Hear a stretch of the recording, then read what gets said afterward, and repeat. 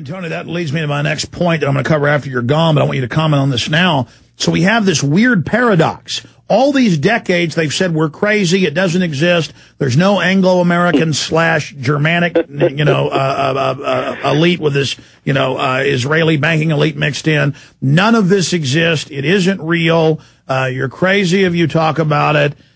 And I know I just called you Charlie. I know it's Tony. I was thinking about Charlie and what happened to him. Let me start over. We have Tony Gosling. This paradox. They've denied there's this global elite. They've denied there's this new world order. And now so many of these documents have been declassified. The globalists are out in the open saying, yes, the answer to the world crises is a new world order. You'll pay your taxes to private bankers. I mean, all of this is now being admitted, but then still you have the mainline media, even in the same publications, they'll admit there's a global new world order and define it just as we've defined it, but then have a separate article in the New York Times saying it doesn't exist and we're insane. And so it's really kind of like a train wreck to watch them not getting their propaganda lined up. I mean, do you see the point I'm making? They're denying something which they have to now admit. Well, listen, this is a massive catch-up is called for here right across the Western English-speaking, particularly media. I mean, there is a kind of two-pronged problem in that. One is that you do have censorship, certainly places like Reuters, as Charlie showed, you type Bilderberg into Reuters and nothing comes up whatsoever, so you've got some sort of censorship. And I know for a fact, I've seen Bilderberg articles on the Reuters system, so they've obviously hidden these articles. They've removed them. They've removed them. Mm-hmm. But there's also quite genuine ignorance. I mean, when I speak to journalists about Bilderberg, and I'm sort of known in the UK amongst other journos as a place to come to talk to Bilderberg about Bilderberg, there's only two different reactions. One is looking at me as if I'm slightly crazy, and the other one, or else good. So there's a knowledge there. So they're either for it or against it or whatever. There's very much a knowledge. But most journalists actually haven't heard about this. So we're talking about ordinary journos who are working on other stories such as sports and all that sort of thing. They're just not and news journalists or domestic stuff.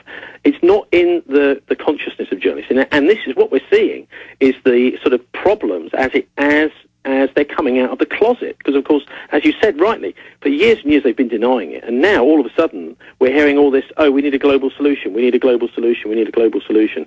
So what's happening is, I think, certainly the journalists that I talk to, is they're slowly realising, wow, this is massive, and it's been brewing under the surface for years. And, of course, the trust that Bilderberg have constantly insisted on is now sort of a trust which is rotting on the shelf.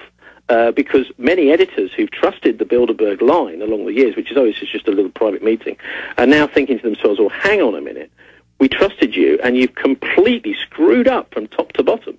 Well, that was my next point, is that this is a huge loss of trust happening as the mainstream media invested itself making fun of us and saying, Limbaugh used to say the CFR didn't exist. Now it's all over TV, pushing open world government as the solution, to all problems.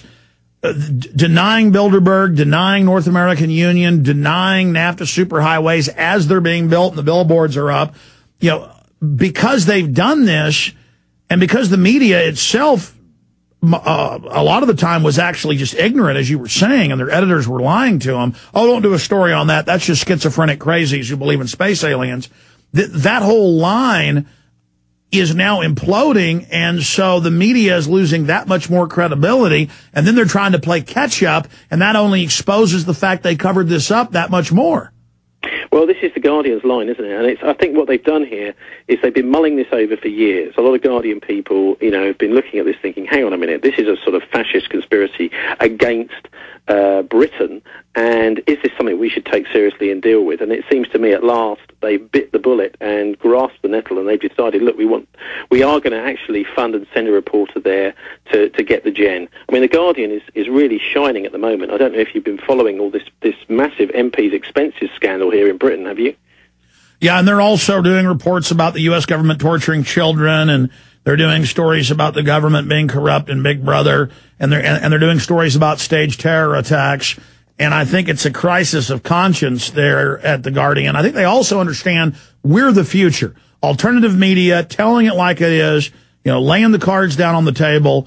I think they want to survive into the future. And people like the New York Times that are still basically saying none of this exists, that's why they're going bankrupt right now.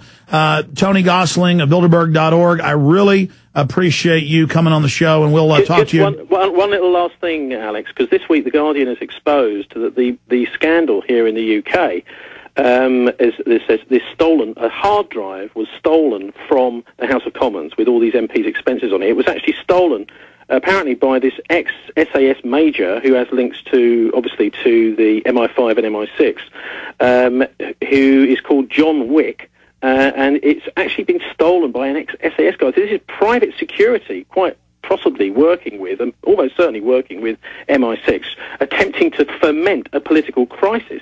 I think this is fascinating, and it's nice to see that there's still some decent investigative journalism out there. Yeah, let me stop you. I have to be honest. I get so busy that I had read about all the news headlines on Drudge about how they were going after members of Parliament for buying $200 dinners or getting a little bit of rent money or something. And I said, I believe this is a political distraction.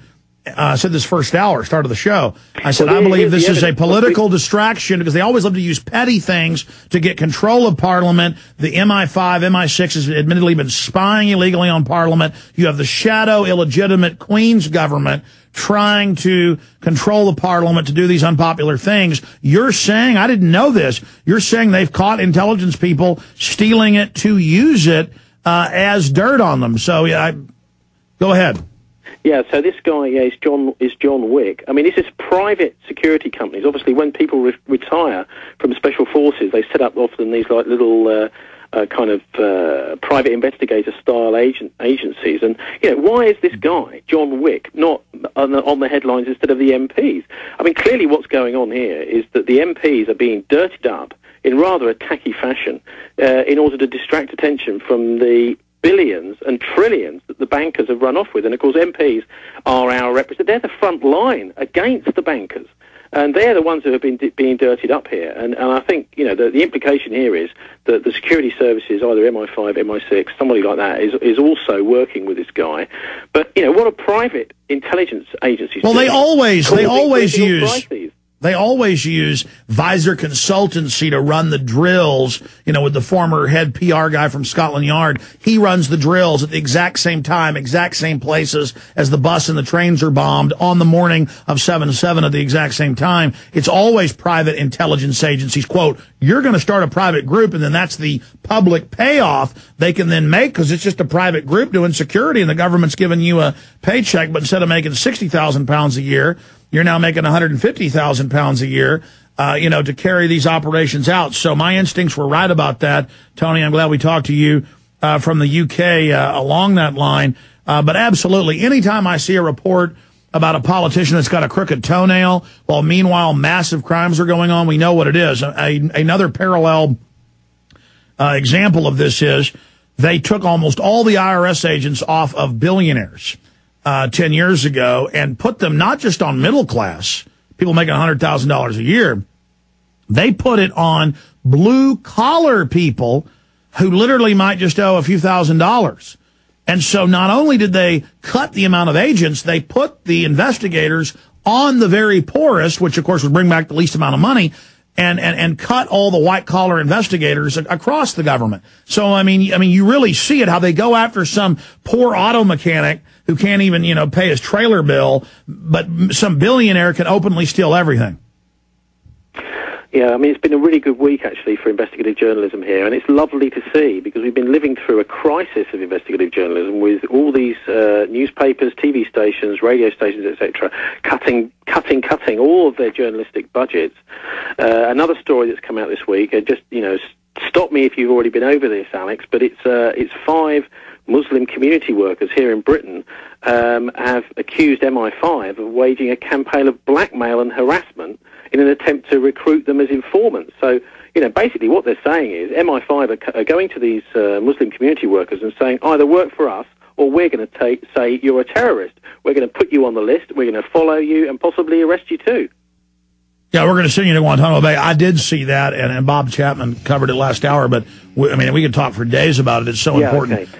All right, But Tony Gosling. I'm just making the point, really, that investigative journalism seems to almost have kind of got a bit of a revival. The last couple of weeks, I've seen some fantastic stuff out there, and I think we'll be seeing more in the future. Absolutely. I mean, the corruption's right out in the open. If we all just stand up together, we can overthrow this thing very quickly. Tony, or I could call you Charlie, thanks for joining us.